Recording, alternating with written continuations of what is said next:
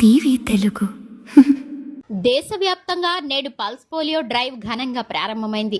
5 ఏళ్లలోపు చిన్నారులందరికీ పోలియో రహిత భవిష్యత్తును అందించాలనే లక్ష్యంతో ప్రభుత్వం ఈ ప్రత్యేక కార్యక్రమాన్ని చేపట్టింది. ఈ డ్రైవ్లో భాగంగా దేశవ్యాప్తంగా ఉన్న ప్రాథమిక ఆరోగ్య కేంద్రాలు, అంగన్వాడీలతో పాటుగా రద్దీగా ఉండే ప్రాంతాల్లో ప్రత్యేక బూత్లను ఏర్పాటు చేశారు. తెలంగాణలో ఈ కార్యక్రమాన్ని రాష్ట్ర వైద్యారోగ్య శాఖ మంత్రి దామోదర రాజనరసింహ ప్రారంభించారు. హైదరాబాద్లోని బోరబండ అర్బన్ ప్రైమరీ హెల్త్ సెంటర్ను సందర్శించిన ఆయన స్వయంగా చిన్నారులకు పోలియో చుక్కలు వేసి ఈ డ్రైవ్ను లాంఛనంగా ప్రారంభించారు.